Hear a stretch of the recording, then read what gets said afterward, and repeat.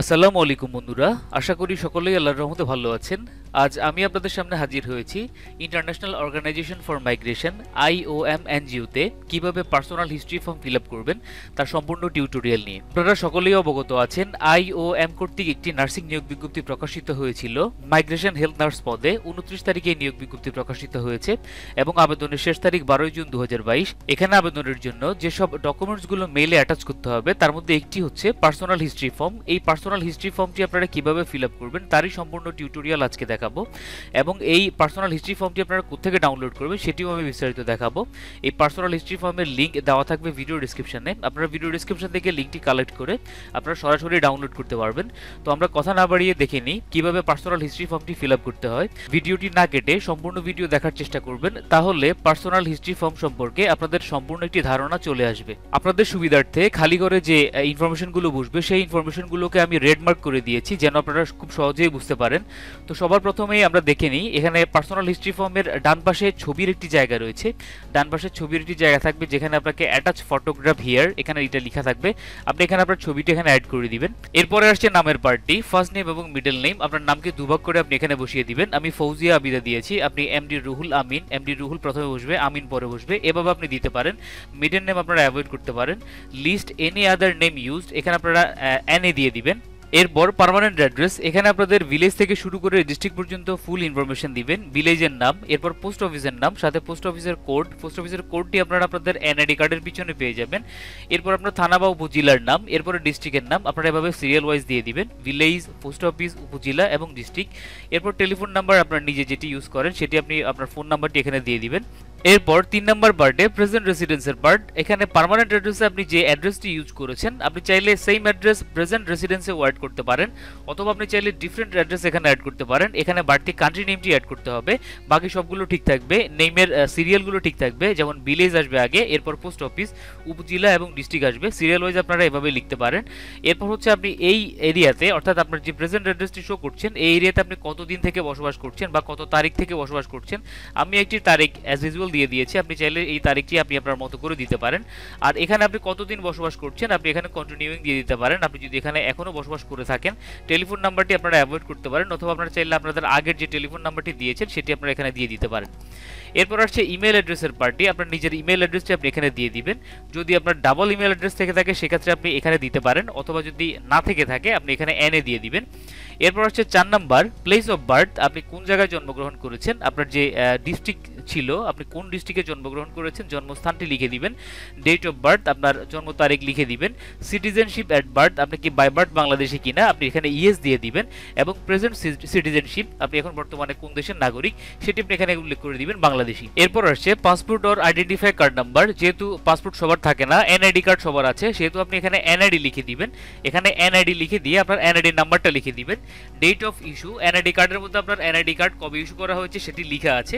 Date of এক্সপায়ারির মধ্যে NID কার্ডের কোনো এক্সপায়ারি নেই, এটা এখানে আপনারা এনএ লিখে দিতে পারেন।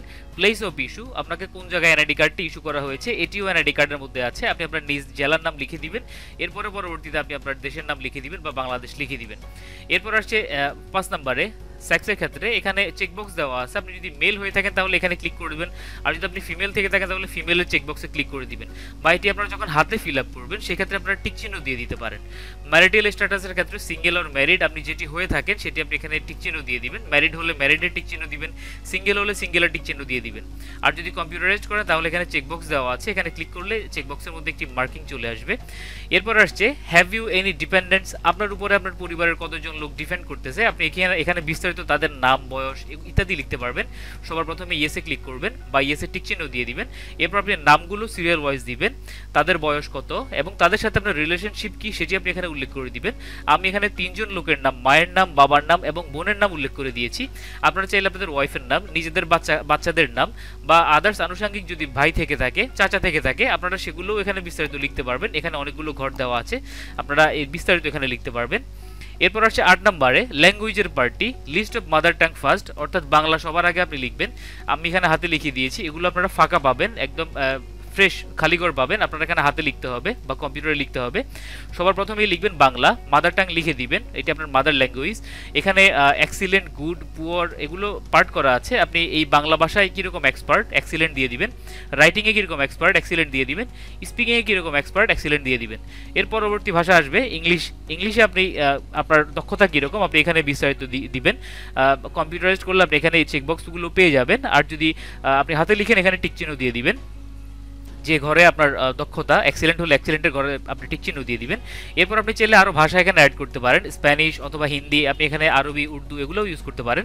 এরপর আসছে এডুকেশনের পার্টি। এডুকেশনের পার্টে এসে সবার প্রথমে আপনারা পাবেন name and place. Name and প্লেসের ক্ষেত্রে আপনি এখানে আপনাদের ইনস্টিটিউশনের নাম, স্কুল বা কলেজ বা ভার্সিটির নাম উল্লেখ করবেন এবং সাথে প্লেস উল্লেখ করবেন, এটি কোন জায়গায় অবস্থিত। যেমন Khalifarhat high school Feni, BRAC university Dhaka, Kurigram nursing institute Kurigram, ঠিক এভাবে লিখবেন।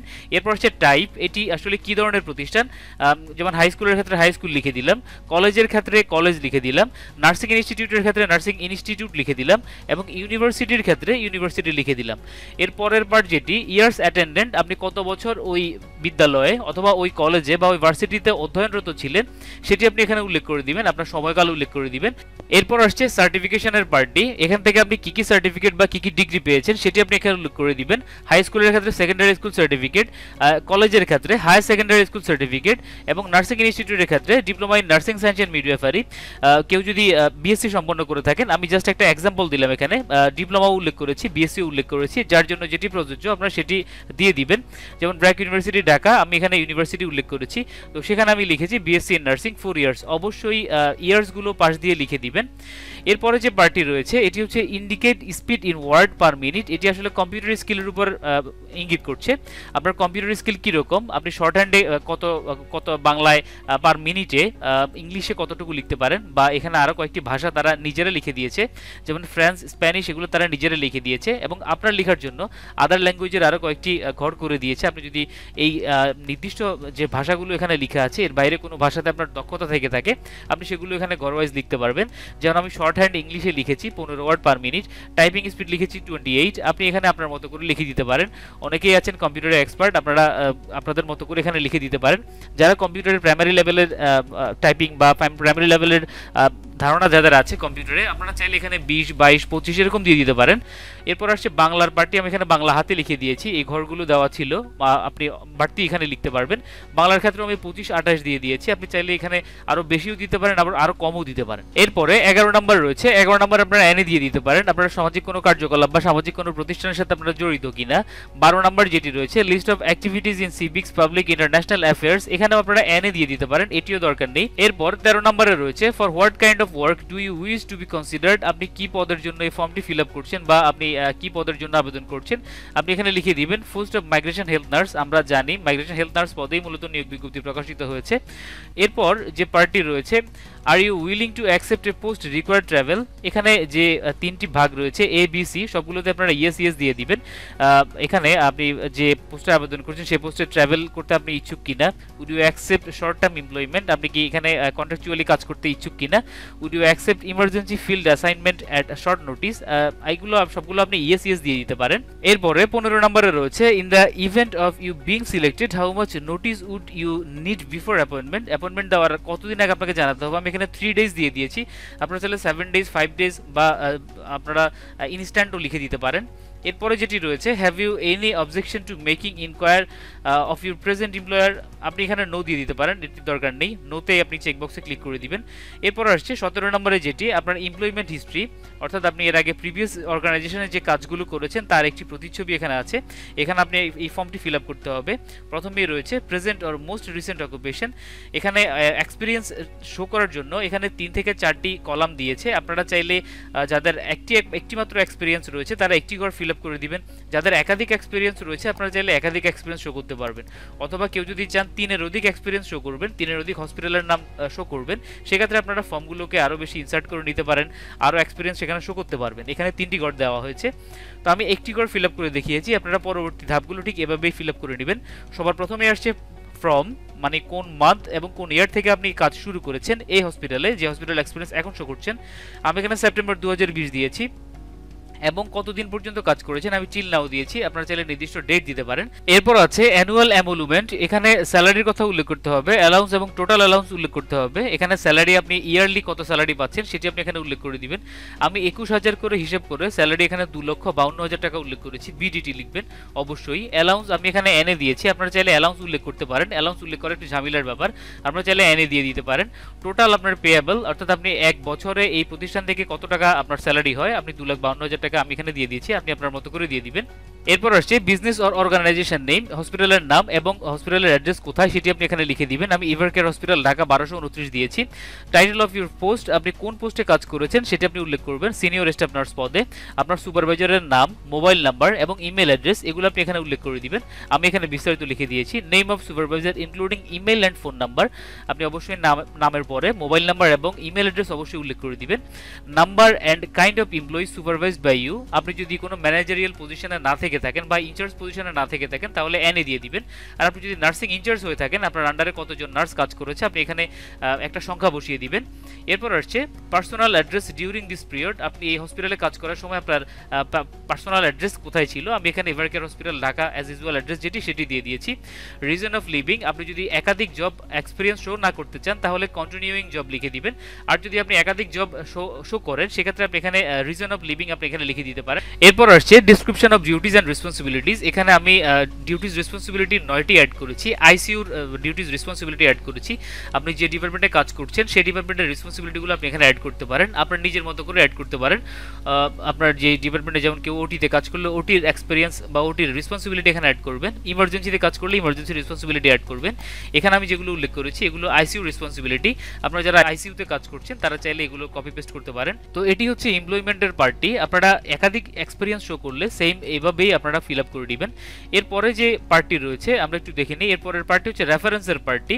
রেফারেন্সের পার্টে আপনাদের 3জন লোকের রেফারেন্স দিতে হবে, সেই ক্ষেত্রে আপনাদের নার্সিং ইনস্ট্রাক্টর, নার্সিং প্রিন্সিপাল বা কোনো সিনিয়র মেডিকেল অফিসার, এই রেফারেন্সগুলো আপনারা দিতে পারেন। আমি 3টি রেফারেন্স এখানে অ্যাড করে দিয়েছি। সবার প্রথমে ফুল নাম লিখতে হবে, এরপর কমপ্লিট অ্যাড্রেসের মধ্যে সে যা রেফারেন্স শো করছেন তিনি তার পজিশন কি, তারপর তার অ্যাড্রেস এবং সাথে মোবাইল নাম্বার আপনারা এখানে অ্যাড করে দিবেন।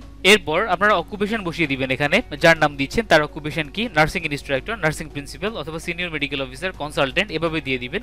19 নম্বর যেটি, আপনারা যদি পুলিশ কেসে কখনো পড়ে থাকেন সেক্ষেত্রে আপনারা ইয়েস অর নো এখানে দিয়ে দিবেন, নো দেওয়াটা বেটার। এরপর আসছে 20 নম্বর, 20 নম্বর আপনারা এনে দিয়ে দিবেন। এরপর আসছে 21 নম্বর, আপনারা যারা আবেদন করবেন তাদের মধ্যে কেউ যদি প্রতিবন্ধী থেকে থাকেন সেক্ষেত্রে আপনি এখানে বিস্তারিত লিখে দিবেন। ফাইনালি আপনার সব কাজ শেষ, ফর্ম ফিল আপ করা শেষ। আপনি এখানে কোন জায়গা থেকে আবেদন করছেন বা কোন জায়গা থেকে ফর্ম ফিল আপ করছেন, প্লেস অ্যান্ড ডেট, অর্থাৎ আপনি যে জায়গা থেকে আবেদন করছেন সেই জায়গার নাম লিখে দিবেন এবং যে তারিখে আবেদন করছেন সেই তারিখটি উল্লেখ করে দিবেন। আজকে 2/6/2022 আমি এটি উল্লেখ করে দিয়েছি এবং সিগনেচারের ক্ষেত্রে আপনি আপনার নিজের ইনিশিয়াল সিগনেচার দিয়ে দিবেন। তো এই হচ্ছে IOM কর্তৃক যে ফর্মটি, নির্ধারিত যে ফর্ম, পার্সোনাল হিস্ট্রি ফর্ম, এই ফর্মটি ফিল আপের সম্পূর্ণ টিউটোরিয়াল আমি সম্পূর্ণ দেখালাম কিভাবে আপনারা ফুল ফর্মটি ফিল আপ করবেন ভালোভাবে। এরপরেও যদি আপনাদের কোনো প্রশ্ন থেকে থাকে আপনারা অবশ্যই ভিডিও কমেন্ট বক্সে কমেন্ট করবেন, আপনাদের কমেন্টে রিপ্লাই দেওয়া হবে। তো সবাই ভালো থাকবেন, সুস্থ থাকবেন, আসসালামু আলাইকুম।